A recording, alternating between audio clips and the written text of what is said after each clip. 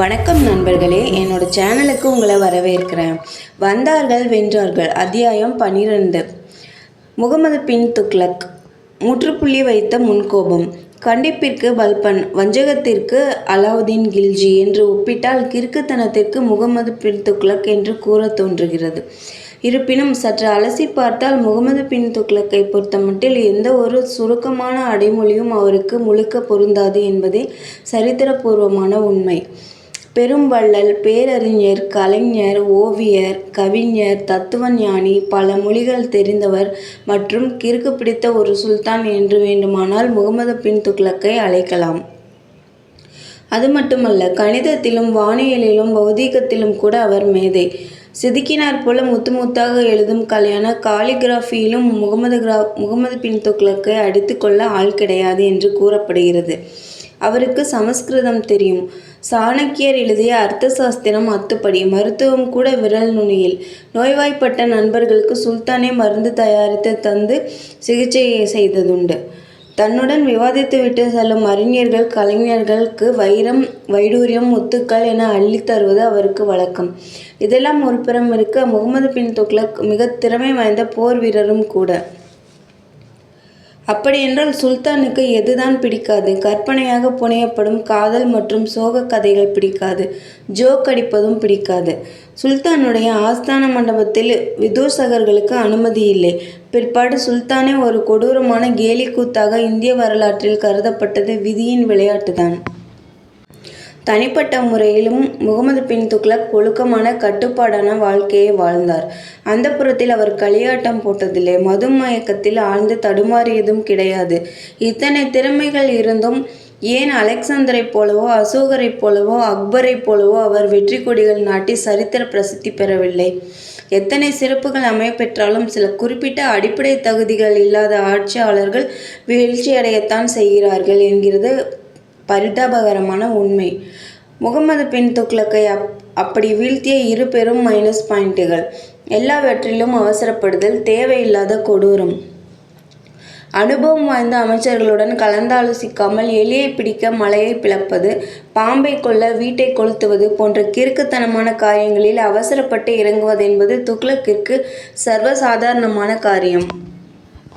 சுல்தானின் கொடூரத்திற்கு வழிவகுத்த முன்கோபத்தை சாதாரணமாக விவரித்து விட முடியாது. சின்ன விஷயத்திற்கெல்லாம் சீறுவதும், சிறியோர் பெரியோவர் என்று பாராமல் தலைகளை சீவுவதும் அவருக்கு சகஜமானதாக போய்விட, நல்லது கெட்டது எதையும் அவருக்கு எந்த ஒரு அமைச்சரும் எடுத்துரைக்க முன்வரவில்லை. அப்படி ஒரு அசாத்திய பயம். ஒரு இண்டு இடுக்கு பாக்கியில்லாமல் இந்தியா முழுவதும் என் கைக்குள் கொண்டு வரப்போகிறேன் என்று முழக்கம் செய்த முகமது பின் துக்ளக் அதற்கான பெரும் படையை உருவாக்குவதில் இறங்கினார். குதிரை வீரர்கள் எண்ணிக்கை மட்டும் 4 லட்சம். இதற்காக பெரும் நிதி தேவைப்படுமே என்பது பற்றியெல்லாம் மன்னர் கவலைப்படவில்லை. உடனே ஏகமான வரி விதிப்பில் இறங்கினார். குறிப்பாக யமுனை, கங்கை நதிகளுக்கிடையே இந்த தோவாப் என்னும் பிரதேசத்தில் வசித்த விவசாயிகளை வரி வசூல் என்கிற பெயரில் பிழிந்தெடுத்து விட்டார்கள் அரசு அதிகாரிகள். அங்கேயெல்லாம் பஞ்சம் தலைவிரித்தாட அப்போது சுல்தான் பின்வாங்கவில்லை. வேறு வழி தெரியாமல் நிலங்களை விட்டுவிட்டு விவசாயிகள் காடுகளுக்குள் ஓடிச்சென்று ஒளிந்து கொண்டார்கள். விளைச்சல் இல்லாததால் நாட்டு மக்கள் அரிசி, கோதுமை கிடைக்காமல் பரவலாக அவதிப்படும் நிலைமை ஏற்பட்டது. இதையெல்லாம் கேள்விப்பட்ட சுல்தான் கோபம் வெடித்தது. வெறிச்சோடி போயிருந்த கிராமங்களில் வரி வசூல் எதுவும் செய்ய முடியாமல் திணறி திரும்பிய அதிகாரிகள் தலைகள் சீவப்பட்டதுதான் மிச்சம். பணம் அச்சடிக்க ஆரம்பித்த முதல் இந்திய மன்னர் முகமது பின் துக்ளக் தான். Token currency. அதுவரை 100 ரூபாய் வெள்ளி நாணயத்தில் 100 ரூபாய் மதிப்புள்ள வெள்ளி இருந்தது. சீனாவிலும் பாரசீகத்திலும் காகித நோட்டுகள் அமலுக்கு வந்துவிட்டதை கேள்விப்பட்ட முகமது பின் துக்ளக் இந்தியாவிலும் இந்த முறையை கொண்டு வர முடிவு செய்தார். பேப்பருக்கு பதில் செப்பு நாணயத்தில் இத்தனை ரூபாய் மதிப்பு என்று அச்சடித்து புழக்கத்தில் விட்டது டெல்லி அரசு. ஒரு கோணத்தில் பார்த்தால் பிற்பாடு இந்தியாவில் காகித ரூபாய் நோட்டுகள் வரவிருப்பதை தீர்க்க தரிசனத்துடன் சுல்தான் கண்டுபிடித்ததாக சொல்லலாம். ஆனால் முகமது பின் துக்ளக் இந்த ரூபாய் திட்டம் படு தோல்வியடைந்தது. காரணம், நாணயங்களை தயாரிக்க அச்சுப்பிச்சான அச்சுக்களை ஆட்சி பயன்படுத்தியதால் நாடெங்கும் கள்ள நாணயங்கள் தயாரிக்கும் தொழிற்சாலைகள் கிளம்பிவிட்டன. குறிப்பாக இந்துக்கள் இதில் தங்கள் திறமையை பிரமாதமாக காட்டியதாக கேள்வி. இதன் விளைவாக நிதி நிலைமை அல்லோலகல்லோலப்பட்டு போய்விட்டது. திகைத்து போன முகமது பின் துக்ளக் வேறு வழி இல்லாமல் இனி நாணயங்கள் செல்லாது என்று ஆணையிட, லட்சக்கணக்கானவர்கள் நியாயமான அரசு நாணயங்களை நம்பி சேகரித்தவர்கள் கூட உடனுக்குடன் ஓட்டாண்டியானார்கள். இதற்கு பிராயச்சித்தமாக அரசாங்கம் தயாரித்த நேர்மையான நாணயங்களை கொண்டு வருபவர்களுக்கு முடிந்த மட்டில் தங்கம், வெள்ளி நாணயங்கள் தர ஏற்பாடு செய்தார் சுல்தான். விளைவு கஜானா காலியாகும் நிலைமை ஏற்பட்டுவிட்டது. இதைத் தொடர்ந்து இதுவரை யாருமே சிந்திக்க துணியாத புரட்சிகரமான ஒரு முடிவை எடுத்தார் முகமது பின் துக்ளக். தலைநகரத்தை இடமாற்றுவதுதான் அந்த முடிவு. எங்கேயோ வடக்கில் அமர்ந்து கொண்டு இந்தியா முழுவதையும் திறமையாக ஆட்சி செய்ய முடியாது. ஆகவே தலைநகரை டெல்லியிலிருந்து தெற்கே தேவகிரிக்கு மாற்ற முடிவு செய்திருக்கிறேன் என்று திடீரென்று அறிவித்து எல்லோர் வயிற்றிலும் புளியை கரைத்தார் முகமது பின் துக்ளக். சுல்தானை எதிர்த்து பேச யாருக்கு துணிவு உண்டு? ஆகவே அமைச்சர்களும் மற்ற ஆலோசகர்களும் தங்கள் தலையை காப்பாற்றிக் கொள்வதற்காக மூக்கில் விரல் வைத்து அருமையான யோசனை என்று அதிசயித்தார்கள். தலைநகரை நிர்வாக வசதிக்காக மட்டும் மாற்றுவதோடு நிறுத்தி கொண்டிருக்கலாம் சுல்தான். மாறாக டெல்லி மக்கள் அத்தனை பேரையும் புதிய தலைநகருக்கு குடிபெயர வேண்டும் என்று ஆணை பிறப்பித்தார் துக்ளக். பரம்பரையாக டெல்லியிலேயே வாழ்ந்த மக்களிடையே முணுமுணுப்பும் சலசலப்பும் புலம்பல்களும் கிளம்பின. உடனே வழக்கப்படி கோபம் தலைக்கேறிய சுல்தான் பலவந்தமாக மக்களை அப்புறப்படுத்துங்கள் என்று உரிமையினார். படை வீரர்கள் வாட்களை உருவிக்கொண்டு மக்களை ஊரிலிருந்து விரட்டுவதற்கு கிளம்பினார்கள். பயந்து போன மக்கள் மூட்டை முடிச்சுகளுடன் மிக பெரும் பேரணியாக டெல்லியை விட்டு நெடும் பயணம் கிளம்பினார்கள்.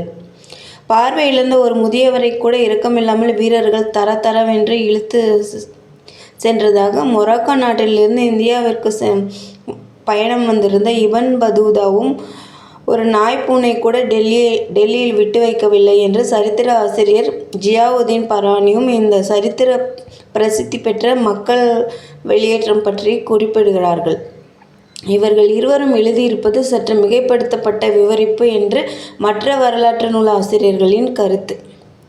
தௌலதாபாத் என்று பெயரிட்ட தேவகிரி டெல்லிக்கு தெற்கே 700 மைல் தொலைவில் இன்றைய கர்நாடகத்தில் கோதாவரி நதி அருகே உள்ள ஊர். இந்த ஊருக்கு லட்சக்கணக்கில் டெல்லி மக்கள் உயிரை கையில் பிடித்து கொண்டு தடுமாறி வந்து சேர 40 நாட்கள் ஆனது. கல்வியில் தேர்ந்த இம்மன்னருக்கு தலைநகரை இடம் மாற்றி விடுவதன் மூலம் இந்தியாவையே ஆண்டுவிட முடியாது. அதற்கு ராஜதந்திரமும் நிர்வாகத் திறமையும் வேண்டும் என்ற அடிப்படை விஷயம் கூட தெரியாமல் போனது பற்றி பல வரலாற்று அறிஞர்கள் வியக்கிறார்கள். தான் செய்தது தவறு என்று விரைவில் புரிந்து கொண்ட முகமது பின் துக்ளக் மறுபடியும் டெல்லிக்கே திரும்புவோம் என்று ஆணையிட்டது கேலிக்கூத்துக்கு கிளைமாக்ஸாக அமைந்தது. இப்போது டெல்லி நோக்கி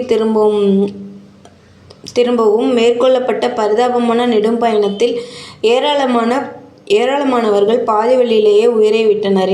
இந்த சில ஆண்டுகளில் டெல்லியும் ஆங்கங்கே பாழடைந்து போக அதை வேறு சீரமைத்து புதுப்பிக்க வேண்டி வந்தது. முதலில் தேவகிரிக்கு தலைநகரை மாற்ற வேண்டும் என்ற எண்ணம் சுல்தானுக்கு எப்படி தோன்றியது என்பதே ஒரு கொடூரமான தமாஷ். தெற்கே ஐதராபாத் அருகே குல்பர்கா பகுதியில் கவர்னர் ஆட்சி புரிந்து வந்த முகமது பின் துக்ளக்கின் அத்தை மகன் பஹாவுதீன் என்பவர் டெல்லி ஆட்சியை எதிர்த்து கிளர்ச்சியில் இறங்கினார். உடனே துக்ளக் படை ஒன்று கிளம்பி சென்று அந்த கலவரத்தை அடக்கியது. தப்பிக்க முயன்ற பஹாவுதீனை சிறைப்பிடித்து தேவகிரியில் இருந்த டெல்லி சுல்தானின் முன் நிறுத்தினார்கள். துக்ளக்கின் கோபம் பற்றி சொல்ல வேண்டுமா? கைதியாக நின்ற பஹாவுதீன் உடைகளை கழற்றி கசையடிகள் தரப்பட்டன. மனிதர் இரத்த விழாராக ஆன பிறகு உயிரோடு பஹாவுதீனின் தோல் உரிக்கப்பட்டது. பிறகு நெஞ்சை திடப்படுத்தி கொண்டு மேலே படிக்கவும். அவருடைய உடலை துண்டாக்கி வானலியில் எண்ணெயில் போட்டு வறுத்து எடுத்து பஹாவுதீனின் மனைவி, குழந்தைகள் மற்றும் குடும்பத்தினருக்கு பரிமாறப்பட்டு பலவந்தமாக உண்ண செய்தார் சுல்தான். உரிக்கப்பட்ட தோலையும் வீணாக்காமல் வைக்கோல் வைத்து தைத்து கோட்டை உச்சியில் தொங்கவிட்டார். கலவரம் செய்ய நினைப்பவர்களுக்கு இது ஒரு எச்சரிக்கையாக இருக்க வேண்டும். அதனால்தான் இப்படி என்பது முகமது பின் துக்ளக் தந்த விளக்கம். இந்த நிகழ்ச்சியை தொடர்ந்து இந்தியாவின் மையத்துக்கு தலைநகரை மாற்றும் யோசனையும் சுல்தானுக்கு தோன்றியதாக கூறப்படுகிறது. ஆனால் கலவரங்கள் துக்ளக்கை விட்டு வைக்கவில்லை. கிபி 1335 ஆரம்பித்து தொடர்ந்து வடக்கேயும் தெற்கேயும் போராட்டங்கள் வெடித்தன.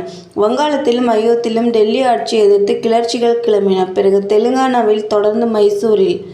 தெற்கே அலாவுதீன் கில்ஜி காலத்தில் டெல்லி ஆட்சிக்கு உட்பட்ட மதுரையை ஆண்டு வந்த முஸ்லிம் கவர்னரும் சுதந்திர பிரகடனம் செய்தார்.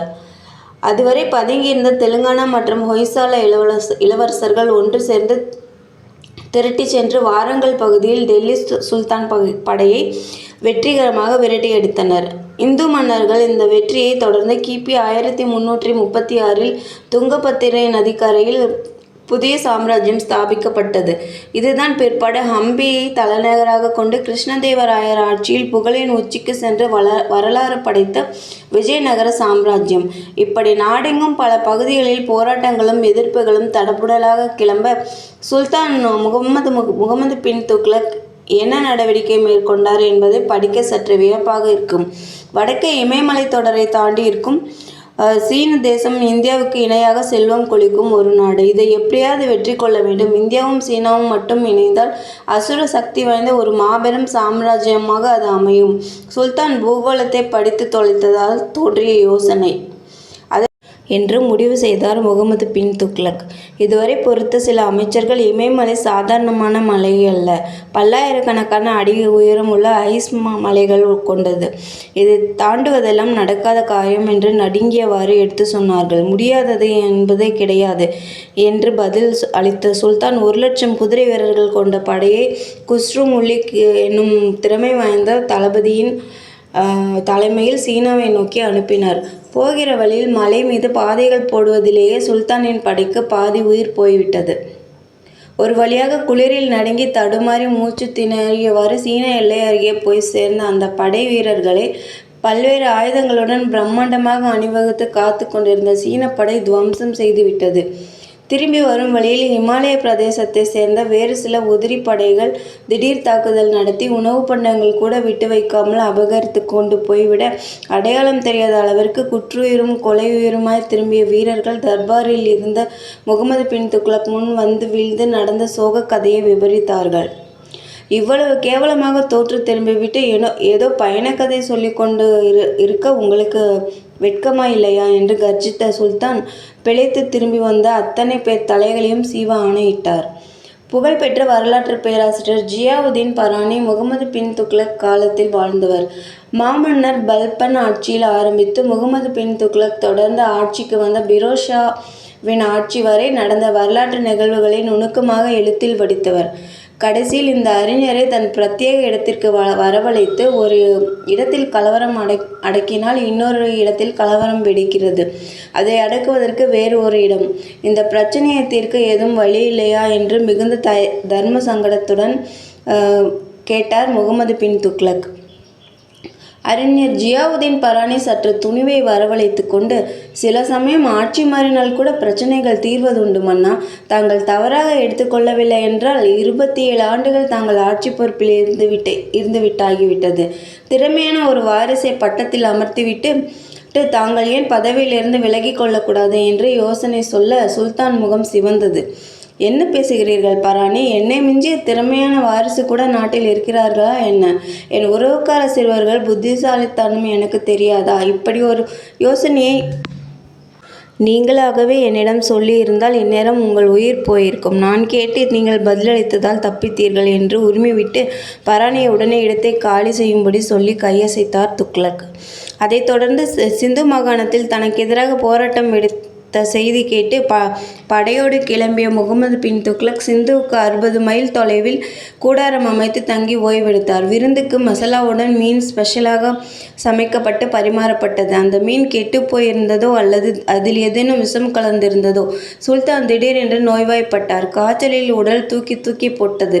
அந்த நிலையிலும் பின்வாங்காமல் 30 மைல் பிடிவாதமாக பயணம் செய்தார் மன்னர். ஜுரம் அதிகரித்தது. மார்ச் 20 கிபி 1351 சுருண்டு விழுந்து சுல்தான் முகமது பின் துக்ளக் கூடாரத்தில் படுக்க வைத்தார்கள். அதே தேதியில் இந்த கல்வியறிவு மிகுந்த கொடூரமான பிரச்சினைக்குரிய கலைத்திறமை மிகுந்த கிறுக்குத்தனம் பிடித்த சுல்தான் வாழ்க்கைக்கு ஆண்டவன் விருந்தோடு சேர்த்து அனுப்பிய ஒரு மீன் முற்றுப்புள்ளி வைத்தது. நன்றி. அடுத்த காணொளியில் சந்திப்போம்.